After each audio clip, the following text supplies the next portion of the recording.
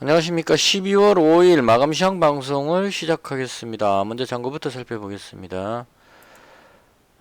제 목소리가 지금 조금 처지는 거는 야근하고 와갖고 지금 상당히 피곤해가지고 졸린 목소리입니다. 목도 조금 잠기는 것 같고요. 짧게 방송하고 좀 자야 될 것 같습니다. 일단 장고는 1139만원이고요.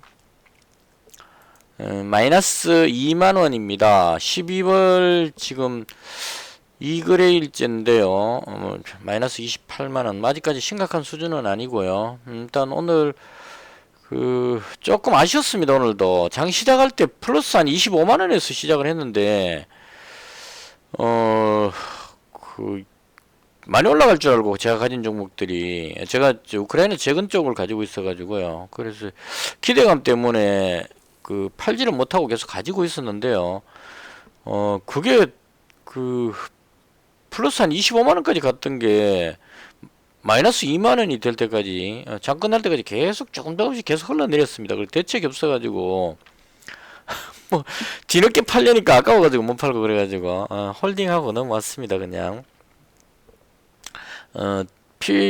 야근하고 피곤하고요. 판단도 잘 안되고 하기 때문에 오늘 건드리고 싶은 생각은 없었고요. 그래서 일단은 보유 종목 그대로 홀딩하고 오늘은 매매 자체가 없었습니다. 그냥 편안하게 누워가지고 제 종목들이 어떻게 흘러가는지만 쭉 구경을 하고 그냥 대응은 하지 않고 구경만 하면서 보낸 하루였다, 이렇게 정리를 하겠습니다. 자, 그 다음 시장에 대한 개인적인 생각인데요. 금요일에 미증시가 혼조세였습니다. 일단 크게 봤을 때 두 가지로 볼 수 있을 것 같은데요. 일단 고용지표가 잘 나왔습니다. 이게 항상 좀 애매한 상황인데요. 보통 고용지표가 좋다는 얘기는 경제 사정이 좋기 때문에 고용이 잘 된다, 이렇게 보는 게 맞는데요. 지금은 이제 좀 특수한 상황입니다. 연준에서 금리를 자꾸 올리다 보니까 고용지표가 잘 나오면은 연준에서 금리를 올릴 수 있는 그런 명분이 된다는 얘기입니다. 고용이 단단하니까 금리를 올리더라도 시장에서 잘 버틸 수 있다, 이렇게 되는 거죠. 그래서 고용지표가 잘 나오면 일반적으로 이제 경제적인 관점에 봤을 때는 지금 시장이 상당히, 기업이 상당히 견조하다. 왜냐면 직원들 많이 뽑아 쓰고 있으니까 생산 활동이 잘 되고 있다, 경제가 좋다, 이렇게 해석해야 되는데 지금은 물가가 너무 높다 보니까 연준에서 긴축을 해서 금리를 자꾸 올리다 보니까 고용지표 좋게 나왔다 그러면 이게 악재로 해석이 자꾸 됩니다. 그래서 고용지표가 잘 나왔으니까 연준에서 또 금리를 많이 올릴 것이다, 이렇게 되고 악재로 작용을 하게 되겠죠. 근데 이번에는 좀 개인적으로 제 생각은 좀 다르다고 봅니다. 왜냐하면 파월 연준 의장이 며칠 전에 이야기를 했었죠. 그때 했던 말이 대충 이런 느낌이었습니다. 연준에서 금리를 올리면 그 효과가 바로 나오는 것은 아니다. 그러니까 지금 자이언트 스텝으로 3번인가 4번인가 연속했기 때문에 이 효과는 좀 뒤에 나오기 때문에 너무 계속 금리를 자꾸 올릴 게 아니고 이제 좀 지켜볼 타이밍이다. 그러니까 12월쯤부터 해가지고 긴축을 조금 완화할 수 있다는 쪽으로 이야기를 했습니다. 그래서 그 부분으로 인해서 증시가 최근에 좀 올랐었는데, 고용지표가 잘 나오니까 이제 두 가지가 섞이죠. 고용지표 잘 나왔으니까 연준에서 긴축을 할 것이다, 금리를 올릴 것이다 라고 생각이 드는데, 파월 연준 회장이 12월 달부터 조금 긴축을 완화하겠다는 듯한 표현을 했기 때문에 이 두 가지가 충돌이 돼가지고 올라갔다 내려갔다 하다가 결과적으로 혼조세 마감했다. 개인적으로 저는 그렇게 해석을 합니다. 그래서 여전히 고용지표 좋은 거는 어제 오늘 일이 아니거든요. 그래서 이쪽보다는 파월 연준 회장이 12월에 긴축을 조금 완화할 것 같은 이 표현이 저는 조금 더 영향을 더 줄 것 같다, 이런 생각이 들어서 호재성으로 현재 생각을 합니다. 그러니까 위쪽 방향으로 저는 개인적으로 해석을 했고요. 그 다음 환율 부분도 지금 괜찮습니다. 1293원까지 내려왔어요. 지금 지난 금요일에 1304원이었는데 지금 1293원, 1300원 밑으로 내려왔습니다. 이게 외국인들이 국내 증시를 상당히 많이 매수를 했기 때문에요. 외국인 자금들이 들어오고 뭐 이렇게 하면서 지금 좋아진 것이 아닌가. 그리고 이것도 마찬가지죠. 연준에서 금리를 적게 올리게 되면 이제 한미 간의 금리 격차 이 부분이 이제 조금 해소가 되면 그동안 너무 많이 올라갔던 너무 강했던 달러가 가치가 약간 조정이 되면서 내려오는, 그러니까 그 달러 강세가 좀 완화된다 이런 의미로 해석할 수도 있을 겁니다. 그래서 이 부분도 나쁘지 않다 이렇게 보면 될 것 같고요. 그다음 10년물 국채 금리도 3.532거든요. 이건 뭐 그 4점 얼마까지 갔다 왔으니까 무난하다 이렇게 보면 될 것 같습니다. 그래서 전반적인 지표에 나오는 걸로는 어떤 위기 상황 같은 건 느껴지지 않습니다. 공포 지수인 빅스 지수도 지금 뭐 양호한 편이고요. 물론 제가 보고 있는 건 S&P 500 빅스 지수를 보는데요. 20 아래로 내려가면 보통 증시가 이 상승 추세로 그 갔었던 기억이 납니다, 예전에. 근데 지금 한 21.40 정도 되는데요. 이 정도면 뭐 공포지수도 그렇게 높은 편은 아니다. 그래서 시장은 그 대체적으로 견조하다 이렇게 해석을 하겠습니다. 그다음 종목 제가 가진 종목 부분인데요. 금요일 방송할 때 제가 이 종목을 매수한 이유에 대한 설명은 대부분 다 했기 때문에 그 오늘은 제가 그 생각하는 부분을 조금 다른 각도로 왜냐면 그 금요일 영상 댓글에 덕신하우징 그 보유 중이라고 하신 분이 계셨어요. 그래서 이 부분 이 종목에 대해서 계속 좀 언급을 해줬으면 좋겠다는 쪽으로 댓글을 주셨습니다. 원래 제가 그 어떤 종목에 대해서 뭐 매수하라 매도하라 뭐 이런 그런 부분들에 대한 의견은 잘 내질 않습니다. 왜냐하면 제가 하는 이야기로 인해서 그 들으시는 분이 혹시나 손실이 발생될까 싶어서 그래서 그 종목에 대한 언급은 잘 하지 않는데요. 이건 제가 가지고 있는 종목이니까 그 제가 이 종목을 가지고 있는 이유에 대해서 그냥 설명을 드리겠습니다. 그럼 이제 그 들으시는 분이 저는 이런 생각으로 가지고 있다는 거를 말씀을 드리는 거니까요. 그걸 참고하셔가지고 가지고 계시는 분이 이제 그 본인 판단으로 어떻게 할지를 결정을 하실 필요가 있을 것 같아요. 일단은 덕신하우징은 그 예전에 여기서 막 올라가고 할 때 이때 그 가덕도 신공항 때 올라갔던 걸로 기억을 합니다. 그러니까 데크플레이트 아마도 이게 건물 같은 거 지을 때 평평한 어떤 이런 그게 데크플레이트인 것 같아요. 그러니까 평평하게 뭔가 예를 들어 활주로를 깐다 그러면 거기 이제 데크플레이트 쫙 깔리는 그러니까 그 건물의 뭐 밑바닥 뭐 이런 쪽의 의미인 것 같습니다. 정확히는 제가 건축은 잘 모르지만 그래서 그때 한번 올라갔던 기억이 있고요. 그리고 이제 가덕도가 조용해지면서 쭉 내려왔었는데 최근에 이제 상승하는 모습이 조금씩 나오고 있습니다. 그래서 이 부분은 제가 이 종목을 매수하는 거는 일단 실적을 보기 때문에요. 그 덕신하우징을 봤는데 영업이익이 지금 1분기, 2분기, 3분기 해가지고 원래 영업이익이 상당히 잘 나오는 것 같습니다. 그러니까 작년 한 해 동안 영업이익이 40억인데 지금 현재까지 3분기까지 영업이익이 60, 140, 150, 160억 정도 나오거든요. 그럼 영업이익으로 봤을 때 만약에 4분기 때 뭐 적자가 심하게 나오면 모르겠지만 이 상태로 그냥 간다면 한 170억, 180억 나온다면 연말에 가서 이제 4분기 실적 발표 나오고 나면은 전분기 대비 영업이익이 몇 프로 상향했을 때 엄청나게 많이 성장했다 이렇게 볼 수 있을 겁니다. 매출로 봐도 지금 1,500억에 2,000억 정도 나오니까 늘어나고 있죠. 그래서 이 회사 자체가 지금 실적이 좋아지고 있다는 거는 이 상태로 보면 추정이 가능할 것 같습니다. 구체적으로 이 회사에 내가 방문해가지고 뭐 기업 분석이라든가 뭐 이런 걸 볼 수 있는 능력이 안 되기 때문에 그렇게 추정할 수는 없고 저는요. 제가 보는 거는 단지 분기별로 어떻게 변화되고 있는지를 가지고 추정을 해보는 겁니다. 그러니까 2020년도 같은 경우에 적자 보고 있다가 2021년에 영업이익이 40억 나왔고 지금은 올해 벌써 160억 정도 나왔으니까 잘하면 200억까지 나올 수도 있겠죠. 그럼 이 정도 향상이면 돈 잘 버는 회사가 좋다 저는 그렇게 봅니다. 다른 건 잘 안 봅니다. 그리고 뭐 부채 비율, 유보율 부분에 봐서도 나쁘지 않습니다. 부채도 거의 없는 편이고 유보율도 많고 해가지고 괜찮은 것 같고요. 그 다음 유동 주식 수가 이제 3,100만 주니까 이게 조금 많은 느낌이 있는데 이건 뭐 그렇게 뭐 심각할 그 정도는 아닌 것 같습니다. 그리고 액면가 100원짜리 요건 조금 그 문제가 있을 것 같네요. 좀 근데 이것도 주가에는 그렇게 영향을 안 줍니다. 대체로. 그리고 외국인도 보면은 뭐 외국인이 막 던져갖고 떨어뜨릴 그런 상황은 아닌 것 같고요. 그래서 대체적으로 괜찮습니다. 근데 문제는 여기서 바닥에서 봤을 때 지금 좀 올라왔다는 게 이게 문제거든요. 그래서 이 정도 올라와 버리면 이 부분에서 가지고 매수했던 사람들이 이익 실현하려는 생각이 있기 때문에 이 매물을 소화를 하고 가야 된다는 그 문제가 생깁니다. 근데 최근에 여기서 또 오를 때 이때 이날이 아마 그거였을 거예요. 사우디에서 빈살만 왕세자가 사우디 공항을 뭐 1600조인가 투자한다 그랬죠. 네옴시티 지금 1차 공사가 670억인가 그랬던 것 같고요.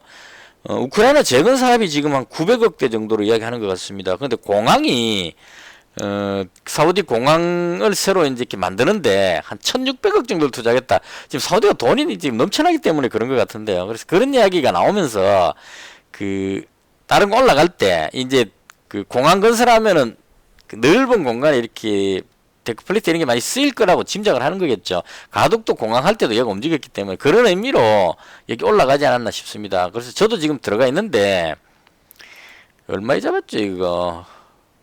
덕신하우징을 지금 2375원이니까 제가 잡은 가게에다가 줄을 한번 끊을 필요가 있겠지. 2375원이니까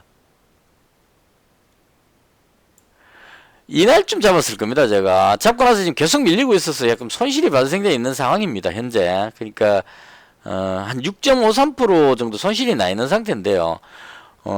저는 매수할 때 뭐 손절선 뭐 이렇게 정하지 않고 그냥 매수합니다. 그러니까 매수할 때도 뭐 환경화하고 이런데 전문가들 이야기할 때 보면 매수가 얼마, 그다음 손절 가격 얼마 이렇게 항상 이야기를 하더라고요. 근데 저는 그건 개인적으로 저는 좀 이해가 안 됩니다. 좋아서 사면 사는 거지. 그걸 또 사면서 팔 거를 미리 얼마 내려면 팔겠다고 선을 꺼놓는 것 자체가 저는 이해가 안 갑니다. 그러니까 제가 하는 기준은 좀 다른데요. 뭐냐면 사는 위치도 딱 요 위치에 와서 사겠다 이런 의미가 아니고 이 종목이 전망이 사우디의 공항이 만약에 현실적으로 이루어진다면 올라갈 것 같다 싶으니까 산 거고, 뭐 사우디 공항이 취소됐다면 또 내려오겠죠. 내려오다가 또 뭐 가덕도 신공항 이야기 나오면 또 올라갈 겁니다. 이런 식으로 재료에서 움직이기 때문에 매수하는 위치, 매도하는 위치 이거는 뭐 저는 크게 신경을 안 씁니다. 마찬가지로 얼마 내려온다고 해서 손절하지도 잘 않습니다. 왜냐면 재료가 살아 있으니까. 예를 들어서 사우디에서 뭐 1600조 투자하겠다는 공항이 취소됐다 이러면 이제 바로 팔아야 되겠죠. 급락할 거니까. 근데 그렇지 않으면 그냥 가져간다 이런 의미로 가지고 있습니다. 그래서 다시 정리하면 저는 일단 실적이 향상되고 있기 때문에 나쁘지 않다, 망하지 않을 회사다 이걸 전제로 하고 이번에 올라가는 이 부분은 공항 이야기 나올 때 올라갔기 때문에 근데 이게 공항 이야기 나오는 게 이 자리 같으면 그냥 추가로 더 매수해도 관계없을 겁니다. 왜냐면 바닥권이기 때문에. 근데 지금 현재 위치가 여기서 1차 상승, 2차 상승까지 하고 3차 상승까지 와버렸기 때문에 여기서 매수한 사람 입장에서는 많이 올라왔거든요. 이익 실현하고 싶어진다는 얘기입니다. 수익이 많이 났기 때문에. 그래서 던지는 물량을 소화를 하고 그 다음에 올라가더라도 소화를 하고 올라가야 된다는 얘기입니다. 계속 올라갈 수는 없으니까. 올라가면 여기서 산 사람들이 더 많은 이익을 가지고 팔고 빠져버리겠죠. 그래서 세력 입장에서도 위로 끌어올리는 것보다는 여기서 샀는 사람들은 정리를 다 하고 그 다음에 끌어올릴 겁니다. 근데 또 잘못해가지고 매도가 많이 나와가지고 뒤로 더 내려가 버릴 수도 있습니다. 그래서 어떻게 될지는 지켜봐야 되는 거고요. 어디까지나 주가는 살려는 사람과 팔려는 사람이 어떤 생각을 가지고 있는 여기에 달렸다고 봅니다. 그래서 현재까지는 사우디 공항 부분도 계속 이야기가 나오고 있는 상태이기 때문에 아직까지는 홀딩하고 있다 이렇게 정리를 하겠습니다. 저는 그런 기준으로 이제 가지고 있는 상태고요. 저는 손절선이 따로 없습니다. 뭐 이 정도 실적이면 내려와 봤자 뭐 설령 여기서 10%더 빠져갖고 2,000원 가도 뭐 10%면 뭐 10만원, 마이너스 10만원, 이런 식으로 그냥 쉽게 생각합니다. 저는 조금. 그래서, 일단은 이 정도면, 매물을 소화하면서 방향을 돌리지 않을까. 일단 지수가 내려왔기 때문에 조금 밀리지 않았을까. 개인적으로 그렇게 생각을 합니다. 그래서 일단은, 덕신하우징 댓글에 어떤 분이 이야기를 해주셨기 때문에 이 종목은 만약 제가 매도를 하게 되면 무슨 이유로 해서 얼마에 매도했다 이렇게 말씀을 드리도록 하겠습니다. 요청이 있었기 때문에 그렇게 하는 겁니다. 그 다음 나머지 종목은 제가 가지고 있는 종목이 지금 크게 분류를 하면요. 유신하고 도화엔지니어링하고 현대에버다임 이 종목은 네옴시티 쪽에도 연결이 되고 우크라이나 재건 쪽에도 연결이 됩니다. 근데 이게 조금 색깔이 달라요. 유신은 주로 보면은 네옴시티 쪽에 이쪽에 연결이 되는 거고요. 제가 보면 그 다음 도화엔지니어링하고 현대에버다임은 우크라이나 재건 쪽에 주로 움직입니다. 그러니까 우크라이나 재건 이야기 나오면 건설 장비 쪽이 움직이더라고요. 옛날에 그렇게 움직였습니다. 습관적으로. 그래서 도화엔지니어링하고 현대에버다임은 우크라이나 재건 쪽으로 약간 더 재건 뉴스가 나오면 좀 반응을 잘하는 이런 쪽으로 보고 있고요, 저는. 그 다음 네옴시티 쪽으로 이야기하면 유신 이렇게 보고 있습니다. 그래서 오늘 아침에 좋았던 게 이 네옴시티 우크라이나 재건 쪽의 뉴스가 주말에 좀 있었던 것 같아요. 제가 봤던 뉴스로 대충 보면 푸틴 대통령이 지금 건강이 상당히 안 좋다는 겁니다. 그 계단에 올라가다가 넘어져 갖고 뭐 어쩌고 저쩌고 하는 뉴스 보시면 나올 겁니다. 그 정도로 지금 그 아주 안 좋은 것 같아요. 무슨 그 암 종류의 뭐가 걸린 것 같습니다. 그러니까 저렇게 이제 그 심각해지게 되면 의사 판단을 할 수가 없죠.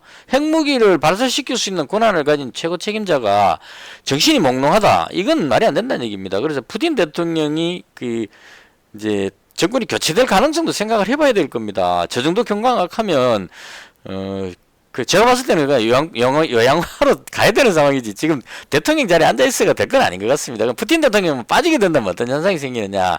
젤렌스키 대통령이 항상 이야기했던 게 있죠. 푸틴 대통령이 있으면 협상 안 한다 했기 때문에 푸틴 대통령이 빠지고 나면 협상을 시도할 가능성이 있다 이런 얘기입니다. 그래서 그 부분으로 우크라이나의 어떤 그 휴전 가능성 이런 느낌 좀 있고요. 그다음 그 협상 안 한다 그랬던 우크라이나가 뭐 10가지 조건을 제시하고 어쩌고 저쩌고 하는 걸로 봐서 뭔가 협상하려는 시도를 합니다. 이건 제가 봤을 때 지금 이 겨울이 우크라이나가 상당히 힘들 겁니다. 전력산업 같은 기간산업을 다 부셔버렸기 때문에 전기도 제대로 못 쓰고 있는 그런 상황이죠. 그래서 이 추운 겨울을 그렇게 보내기가 쉽지가 않을 겁니다. 그리고 유럽 입장에서 봐서도 계속 지원하기가 좀 어렵다는 얘기죠. 포탄이 지금 부족할 정도로 그 정도로 지금 이제 그 물량 소모가 너무 심했다는 얘기입니다. 그럼 도와주는 입장에서도 이제 좀 그만해야 되지 않을까 이런 느낌. 그리고 무엇보다도 제가 봤을 때 결정적인 거는 이 전쟁을 길게 끌어온 거는 그 미국이라고 봅니다. 저는 러시아가 아니고 바이든 대통령이 미국이 코로나로 인해서 그 미국 경제가 어려워진 이 부분을 남은 땅에 그 미국하고 아주 먼 곳에 핵전쟁이 일어나도 피해가 안 볼 그 러시아 우크라이나 땅에다가 전쟁을 유발했다 이렇게 봅니다. 저는 볼 때 우크라이나를 지원해가지고 전쟁을 장기화시켜서 국제유가를 끌어올리고 곡물가격을 끌어올리면 그 두 가지를 미국이 다 가지고 있기 때문에 미국이 코로나로 인해서 엄청나게 돈 풀어가지고 막대한 그 손실이 발생된 거를 남은 나라에 전쟁 만들어 놓고 우크라이나에 포탄 지원하고 뭐 그 포탄 지원 이런 거는 솔직히 미국이 만들어 놨는 걸 그냥 주는 거잖아요. 생산해가 주는 게 아니고 있던 거 그냥 재고 처분하는 겁니다. 가만 놔놓으면 돈이 안 되는데 전쟁 터지면 이게 돈이 된다는 얘기입니다. 이라크 전쟁 때 미국이 그런 경험을 했죠. 이라크가 뭐 되게 나빠서 공격했다기보다는 그 만들어놨는 무기들 재고 처리를 한번 해야 되니까 그냥 나는 재고가 자꾸 쌓이죠.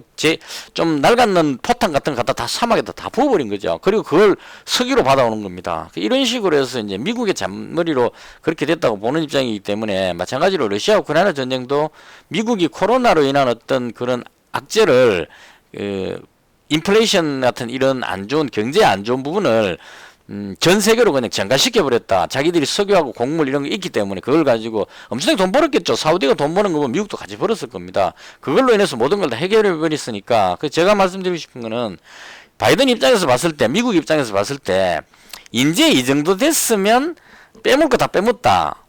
더 하다가는 적자날 수 있다는 얘기입니다. 우크라이나 지원을 더 했다가는 그거 다 건지려면 우크라이나에서 그 돈 다 받아오려면 이라크 같으면 석유로 보면 되는데 우크라이나는 곡물로 받아야 되잖아요. 그 돈 안 되는 곡물 갖고 그게 몇백 년 가져와야 될 정도의 분량이 될 거란 얘기입니다. 그래서 그런 부분들로 인해서 미국 입장에서 봤을 때 이제 대충 멈춰야 되겠다 이런 느낌을 가지고 있을 겁니다. 그래서 미국이 멈추고 싶으면 전쟁은 멈춘다. 저는 그렇게 보는 관점이라서요. 아직까지는 미국이 세계 최강이기 때문에 그래서 그런 관점으로 봤을 때 러시아 우크라이나 전쟁은 조만간에 휴전 쪽 관점으로 가지 않을까 이런 생각이 듭니다. 그래서 그런 일이 발생했을 때 가장 강하게 움직일 게 뭐냐 이걸 봤는데요.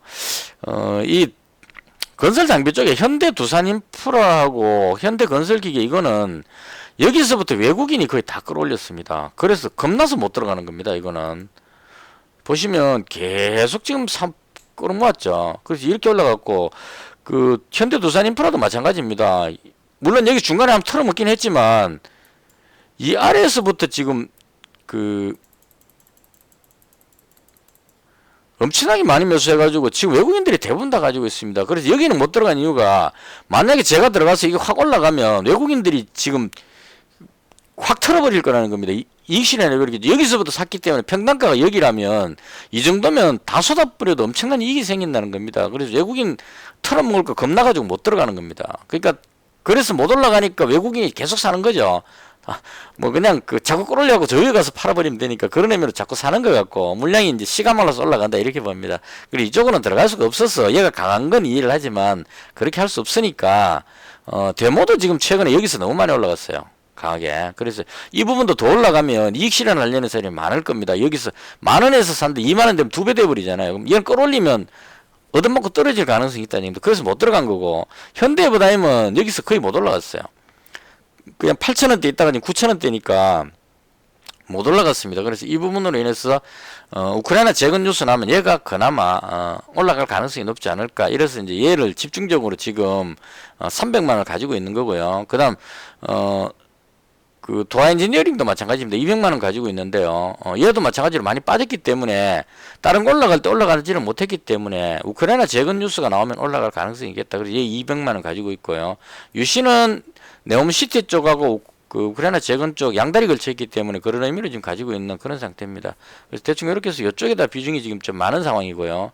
그 나머지 뭐 태경 BK는 이 JP 모건이 계속 팔아먹어서 내려오는데요. 저 같은 경우에 지금 아직까지 이익이거든요. 태경 BK가 아직 한 5% 정도 플러스죠. 이거 여기서 잡아가지고 200만 원 잡아가지고 여기서 100만 원을 팔았기 때문에 지금 여기서 이만큼 올라갔을 때 한 20% 정도인가 먹고 100만 원 팔았기 때문에 지금 내려와도 여기까지 내려오면 다시 100만 원 더 사면 됩니다. 그럼 이제 20% 먹고 다시 여기서 추가하는 거니까요. 그래서 내려와도 저는 답답한 게 없고 올라가면 또 뭐 올라가는 대로 답답한 거 없고 그래서 이건 이제 연말까지 보고 실적이 좋으니까요. 뭐 겸사겸사해서 그냥 가져가자 이런 의미로 그냥 내버려 놔보는 겁니다. 이건 제가 여기서 잘 잡았기 때문에 아직 수익권이니까 만약 이 정도까지 내려오면 다시 추가로 100만 원 더 사면 됩니다. 그래서 내려오면 사고 올라가면 좋은 거고 뭐 이런 느낌으로. 그다음 태경산업은 뭐 배당 뭐 이런 걸로 해갖고 지금 그 자주 가지고 있는데요. 오늘은 태경 BK 내려오는데도 얘가 조금 올라갔어요. 그래서 나쁘지 않다 개인적으로 그렇게 봅니다. 이건 그 연말까지 올해가 아마 12월 27일까지 보유하면 배당이 될 겁니다. 28일이 배당락 되거든요. 그래서 일단 27일까지는 보유하는 방향으로 그렇게 해서 현재 가지고 있고요. KPF는 실적이 좋아서 가지고 있는데 약간 지금 손실 나 있는 상태입니다. 8% 정도 손실 나네요, 벌써. 근데 못 올라가고 계속 밀리고 있어가지고요. 그냥 그대로 가지고 있습니다. 실적이 좋으니까 팔고 싶은 생각이 별로 없어서 그대로 가지고 있는 상태입니다. 그래서 대충 이렇게 해서 지금 현재 풀배팅입니다. 하나, 둘, 셋, 넷, 다섯, 여섯, 7종목에서 풀배팅으로 가지고 있고요. 만약에 상황이 조금 괜찮아져 가지고 만약 이익 실현 한다면 다음에 어떤 종목 잡을까 해가지고 오늘 또 그 종목 쭉 지켜봤는데요. 화장품 관련주가 지금 그 중국이 봉쇄 조치 완화해가지고 대체로 강하게 올라가는 것 같습니다. 초반에 움직일 때 한국 화장품이 강하게 움직였어요. 이게 그동안 이차 한벌이 거의 대장격으로 움직였는데 이번에는 그 한국 화장품이 강하게 올라갔고요. 그다음 한국 화장품 제조 이 종목도 강하게 올라갔고 오늘은 코리아나가 또 뒤에 후발주로 따라 강하게 올라갔고요.